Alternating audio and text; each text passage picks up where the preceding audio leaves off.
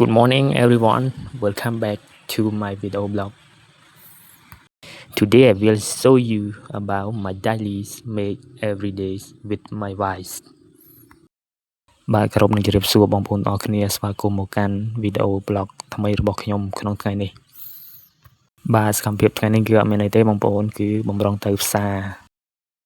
ប៉ុន្តែមេឃក្នុងថ្ងៃនេះគឺវាអត់ឲ្យយើងទៅទេបងប្អូនគឺថាភ្លៀងនោះភ្លៀងហើយបងប្អូនហើយតំបន់ខ្ញុំនៅខាងនេះភ្លៀង2ថ្ងៃជាប់គ្នាហើយ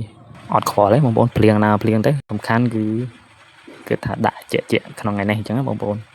ព្រោះដោយសារតែអត់បានទៅណាទេថ្ងៃនេះគឺនៅផ្ទះណាមួយភ្លៀងផងអញ្ចឹងបងប្អូនអញ្ចឹងទៅណារួចទេអញ្ចឹងអាណិតភរិយាដែរបងប្អូនខំរៀបចំខ្លួនមកស្អាតប្រងនឹងចេញទៅផ្សារហើយប៉ុន្តែមើលមេឃភ្លៀងមកឈូតែទៅផ្សារហ្នឹងក៏មានទៅធ្វើអីទេបងប្អូនគឺទៅទិញខោអាវទៅឲ្យមេហ្នឹងរាល់ថ្ងៃមានមេហ្នឹងឯងមួយអត់សូវស្ងាត់ផ្ទះអញ្ចឹងបងប្អូនហើយមេហ្នឹងក្រោកទៀងទៀតបងប្អូនម៉ោង5ហើយក្រោកម៉ោង5ហើយក្រោកហើយ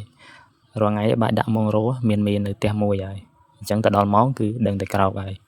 ស្រួលមួយយ៉ាងដែរបងប្អូនបាទបងប្អូនវីដេអូមានតែប៉ុណ្្នឹងទេបើសិនជាពេញចិត្តនៅវីដេអូរបស់ពួកយើងកុំភ្លេចចុច Subscribe Channel នេះម្នាក់មួយផងបងប្អូនដើម្បីទទួលបានវីដេអូថ្មីបន្តទៀតអញ្ចឹងបងប្អូនហើយកុំភ្លេច comment ប្រាប់ខាងក្រោមផងបើសិនជាមានចន្លោះខ្វះខាតត្រង់កន្លែងណាអញ្ចឹងបងប្អូនដោយសារនេះគឺអត់មានថតព្រៀងទុកទេគឺថតយកតែម្ដងអញ្ចឹងបងប្អូនអញ្ចឹងបើសិនជាមានចន្លោះខ្វះខាតអីកាន់តែអធិស្ឋានផងបងប្អូន